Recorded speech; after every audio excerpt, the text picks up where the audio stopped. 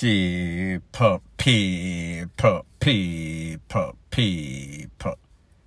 Que pasa, suck, say what they do. Welcome to Crime Time News, where the difference is in the meds. Call it news with a buzz. The first thing that is popping in the news, it is called Mr. Brave and Mr. Boomy. Two incidents involving two separate gunmen.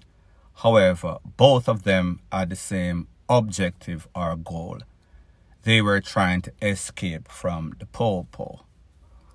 Maybe about 48 hours ago or so in Grand Spen, the popo were doing some sorts of search and check operation right in front of the popo station in a Grand Spen.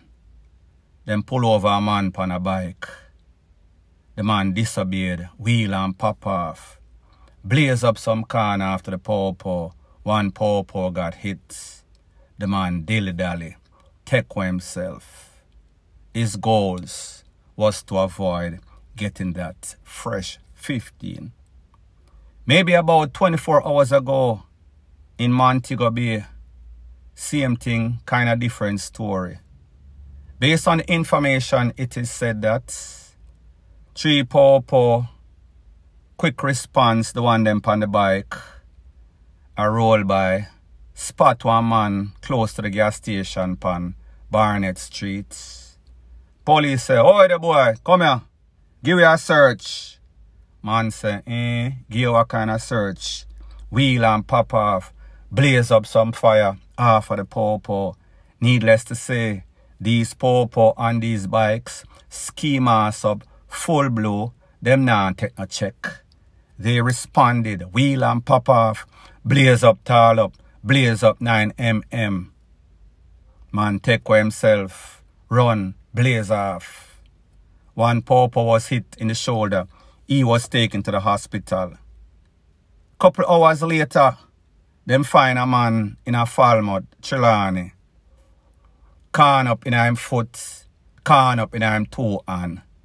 When them ask him, "What your name?" Him same name, Mr. Frey.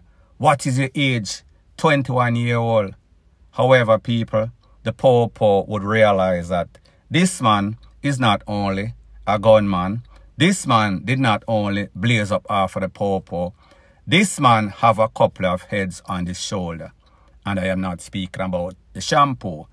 This man is wanted for in excess of 5 MURDER charges in a Montego Bay. He is one of Montego Bay's most wanted. His actual legal government name is Mr. Kirk Lawson. Now, based on what the popo say, after the SHOOTING and the smoke clear, it left some sorts of BLOOD trail. Now, people, I hope that the popo were doing their job. I hope that there was some sorts of crime scene investigator that was on the spot that could take that BLOOD that was left from the man that was in the conflict with the popo, and then they can match it with that of Mr. Kirk Lawson. Therefore, Mr. Kirk Lawson would not only be accountable for the 7 or so MURDERs in the past, he will also be charged for confronting the popo. He will also be charged with illegal possession of some sort of firepiece and also ammunition. The fact that he has 7 pending cases and then add one more, it is not going to make much of a difference. If the court and the system do their job, this man should never see the light of day again, ever, for his natural life. The only sad thing is that 3 popo, 1 man, very armed up. However, it is called the shock and awe. They did not expect say, 1 man was going to see them and then confront all 3 of them. But people, like me say, this man name is Boomy. Boomy knew that he was hot. Boomy knew that if them hold on upon him them are going to lock him up. So therefore, he was going to do our DIE. Luckily for him, he did not DIE. But the poor, if you don't understand what is going on in Jamaica, do not take it to the court. Take it to the Lord, or better yet, the devil. Send him to the afterlife. Point blank and period. Now the next thing that is popping in the news, it is called, be careful what you say. It can and will be used against you in the court of law. Even worse, on social media, the court of public opinion. What am I speaking about? I am speaking about a matter that has been in the news for the longest time. The SSL, the lies, the scam, the sham, the controversy, the drama. Now, the biggest controversy that is out there is that persons are wondering, persons are pondering, is the FBI here? Is the FBI assisting the FID, MOCA, CTAC, fraud squad with any sorts of investigation? When this thing happened, we saw that the finance minister, Dr. Clark, he came out and he gave a bold statement. He said that they are requesting, asking, they have linked the FBI. They are allocating money in some sorts of emergency budget right now to get the best cyber forensic expert that money can buy. No amount of expense will be spared. It is a matter of national emergency. When the minister made this move, this told Jamaica that, or showed Jamaica, or give Jamaica the impression that the minister was serious about his job. He was about to do some sorts of damage control. He realized that there was going to be panic in the financial sector. He realized that persons were drawing their money quick from the banks and financial institutions.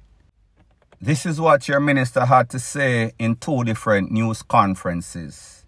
Take a listen, take a look, and then I'll give my piece. Having spoken with some of those leading the investigation, I can say that they are resolute and determined to unravel its complexities and bring all responsible to justice. In fact, based on the magnitude of this fraud and the lines of inquiry being pursued, the Financial Investigations Division and the Fraud Squad have already, last week, sought assistance from the Federal Bureau of Investigations, the FBI, and other international partners. In the briefing that I have received, based on the FBI is going to be intensifying their involvement even beyond what would have been thought when I first made that statement, right? But this is so important. We are going to allocate the space in our budget to make sure we can procure the best international forensic experts that we can find. Resources and cyber forensic resources of the government of Jamaica have also been activated. And all avenues that cyber can reach, and I don't have to specify them, all of them will be opened up with no stone left unturned. Now, people, you heard what the minister had to say. Desperate times, desperate measures. However, was the minister lying to us? Let me know what you think in the comment section. Now, after that bold proclamation by your finance minister, Dr. Nigel Clark, CTAC headman, Mr. McLaughlin, he made some sorts of statement at some sorts of news conference. And he pretty much contradict what the finance minister had to say. Yes, he did say that the investigations are coming along okay. There is one suspect. He did not mention that there was any sorts of joint international and local affiliation, meaning MOCA, CTAC, FID, Fraud Squad, and then the FBI are also a part of the team. He said that it was a local team. They are competent. They have done this before. They are not any sorts of full people. He made it abundantly clear that if and when the FBI is needed, they will bring them in at the appropriate time. This did not give the impression of there was some sorts of joint operation immediately right now. At best, the FBI would have been on standby. Based on information that we're getting, based on what the finance minister is saying, the FBI have been involved since the 20th of January 2023. This statement was given a couple of days ago after the middle of February. This is exactly what the CTAC head had to say. Take a listen, take a look. So far, the investigations have all been conducted by members of the Jamaica Constabulary Force. And I just want to point out too that the police have the capacity to fully investigate this matter. There have been similar matters for which we have successfully investigated. And based on the investigation, if we require the assistance of the FBI, that is, if we find out during the investigation that there is any international aspect to this investigation, then that is when we will invite the FBI or ask them to assist us. Now, after listening to the finance minister and listening to the head of CTAC, Mr. McLaughlin, who has some sorts of doctorate, he is a doctor of something, so therefore he can communicate properly. He is a competent man with his job, so therefore he has no sorts of reason to lie. But people, here is the facts. As it pertains to CTAC and the government, the JCF, they are always clashing because CTAC always want to do stuff by the book. However, their hands is always bent and tied behind them. Handcuff, them are handcuff the CTAC people them to follow the program. When this happened, the opposition MP or senator, I think his name is Mr. Julian Robinson, he asked the question, we want to know if the FBI is here or not. We are tired of the speculation. It is in the best interest of the country. So therefore, give some sorts of conference with the security people so that there won't be any sorts of panic in the financial sector. People now go draw out their money. The people want answers. Inquiring mind wants to know. Take a listen, take a look to what Mr. Robinson had to say, and then I'll give my piece. The opposition People's National Party is calling on the Minister of Finance to state whether the FBI is in fact involved in the investigation at Stocks and Securities Limited. Our call comes against the background of a statement by the head of CTAC, SSP Anthony McLaughlin, who stated that the local law enforcement has the capacity to conduct the investigation and did not need the assistance of the FBI at this time. This is in stark contrast to prior public statements made by the Minister of Finance that the FBI was to be engaged in the investigation. So we have the head of CTAC directly contradicting what the Minister of Finance says. The country needs to know what the true position is, whether the FBI is actually here, who they're engaged in with, and what the scope of reference of the work that they're doing here. So people, so far we've heard from the finance minister, we've heard from the head of CTAC, the person in charge of the investigation, and we've also heard from the opposition. The opposition is pretty much echoing the sentiments of all Jamaican. They want to know if it is a yea or if it is a nay. The FBI them there or there, are them not there. Which one is it? It cannot be both. Persons are confused. Inquiring minds want to know. Since the opposition came out and since the head of CTAC, Mr. McLaughlin, came out, the JSF has issued a statement. And pretty much what the JSF is saying. CTAC head, he made an error in his statement. He was actually speaking about the local aspect of the investigation as it pertains to Jean and Panton. He was not speaking about the broader international aspect. People, does that make any sorts of sense to you or not? Based on what I know, this is both local, however, it has a far-reaching international implication.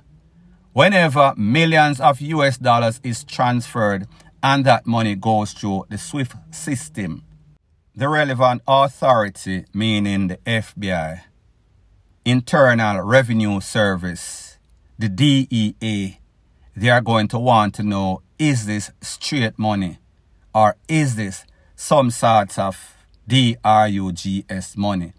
Is there some sorts of money laundering going on?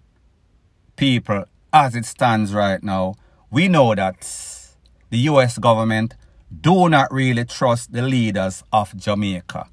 However, they want them as some sorts of allies. They are now making preparation to see which is the way to go forward, because obviously Jamaica and the leaders are showing that they are corrupt.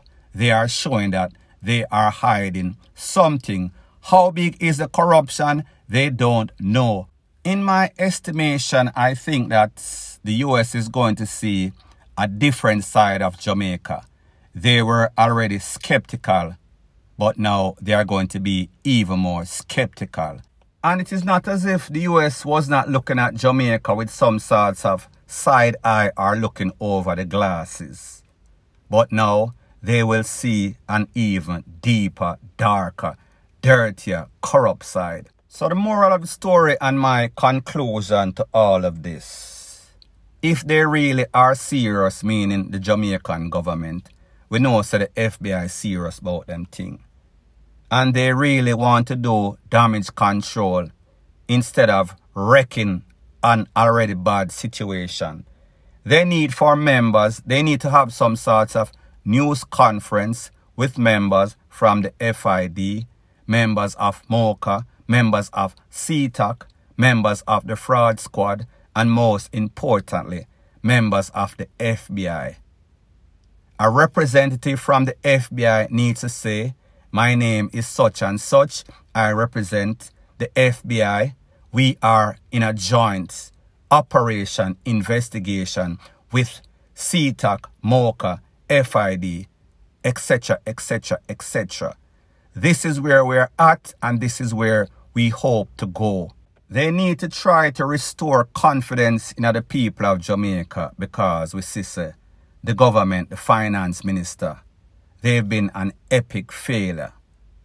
So give the people some sorts of hope when all hope is lost. Point blank and period. So anyways, people, thanks once again for checking out my video. If you appreciate videos like this, please show your appreciation by liking, commenting, sharing, and subscribing to my channel. That is how YouTube promotes videos like this to like-minded, sensible persons like yourself. Bless up.